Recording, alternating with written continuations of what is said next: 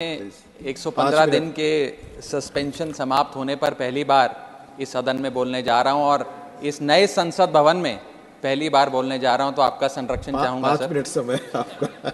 आप इसे maiden speech भी मानकर मुझे अधिक समय दे सकते हैं अगर चाहें तो। सर, मैं आम आदमी पार्टी की ओर से द पोस्ट ऑफिस बिल 2023 को अपोज करने के लिए खड़ा हुआ हूं, इसका विरोध करने के लिए खड़ा हूं। सर, ये कानून को अगर बारीकी से पढ़ा जाए तो इसमें दो बड़े खतरनाक प्रावधान हैं, सेक्शन 9 और सेक्शन 10।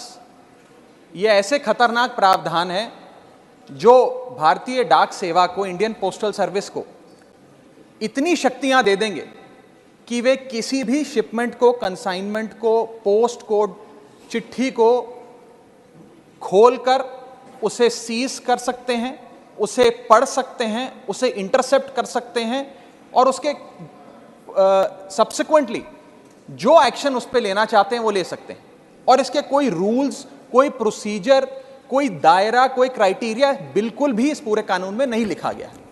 मैं पहले सेक्शन 9 पढ़ के सुनाना चाहूंगा, फिर विस्तार से अपनी बात रखूंगा।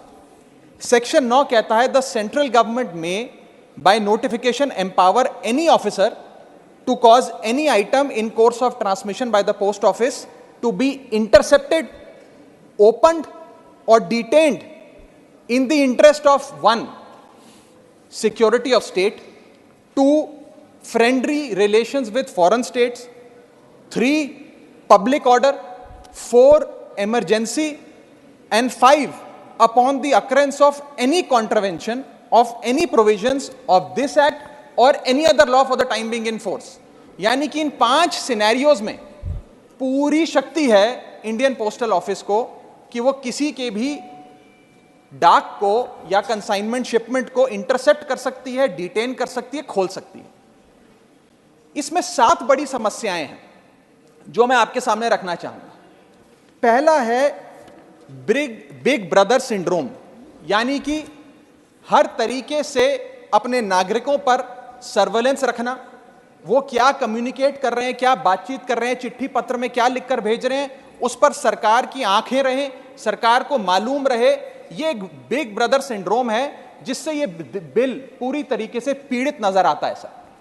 दूसरा सबसे बड़ा इसमें जो समस्या निकल कर आती है वो ये है कि ये बिल प्रोसीजर स्पेसिफाई करने में फेल हो जाता है कि वो कौन से ऐसे प्रोसीजर है जिसके तहत आप किसी डाक को इंटरसेप्ट कर सकते हैं, खोल सकते हैं या डिटेन कर सकते हैं। ये एक आर्बिटरी शक्ति नहीं हो सकती है, ये शक्ति निर्धारित होनी चाहिए कि ऐसे कौन से इमरजेंसी या फ्रेंडली स्टेट्स को आप फायदे पहुंचाने चाहते हैं जिसके चलते, या खास तौर पे किसी भी प्रावधान, किसी भी कानून का कोई वायलेट होता है तो वो आपको शक्तियां दे देता है कि आप किसी की भी डाक रोक लें।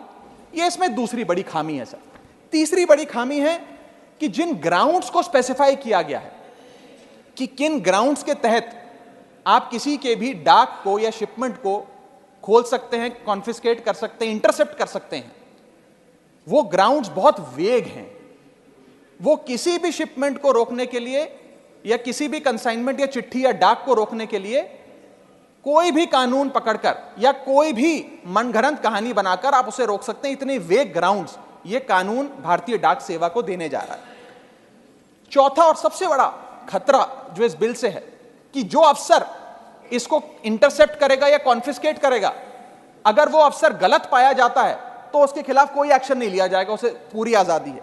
5वां आर्टिकल 19 और आर्टिकल 21 का वायलेशन है सर। इसके साथ एक और मैं खतरनाक चीज बताना चाहूंगा कि ये राइट टू प्रिवेसी जो है, ये राइट टू प्रिवेसी का वायलेशन है। और राइट टू प्रिवेसी का एक हाल ही में वायलेशन मेरे साथ और इस सदन के कई सदस्यों के साथ हुआ, जब हमें अपने स्मार्टफोन पर, एप्पल के स्मार्टफोन पर एक नोटिफिकेशन आया, जिस नोटिफिकेशन में सर ये लिखा गया कि स्टेट स्पॉन्सर्ड अटैकर्स ने आपके फोन को इन्फेक्ट कर दिया है और इसके जरिए वे आपके कैमरा, आपके माइक, फोन का जो माइक होता है और फोन के अंदर जितने भी डॉक्यूमेंट्स, पासवर्ड्स, कॉन्टैक्ट्स हैं, वो सारे स्टेट स्पॉन्सर्ड हैकर जो है उसके निगरानी में आ जाते हैं, उसकी पोजीशन में आ जाते हैं। ये किसी साधारण व्यक्ति के साथ नहीं सर, देश के कई सांसदों के साथ हुआ। और दिलचस्पी की बात यह है और खतरनाक बात मैं कहूं वो ये है कि ये सिर्फ विपक्ष के सांसदों के साथ हुआ, ऐसा जानकारी आई और इसमें एक शायद सत्ताधारी पक्ष के भी सांसद थे। ज्यादातर जो लोग इसमें पाए गए, जितनी मैंने रिपोर्ट्स पढ़ी, उसके मुताबिक विपक्ष के या सरकार के आलोचक थे।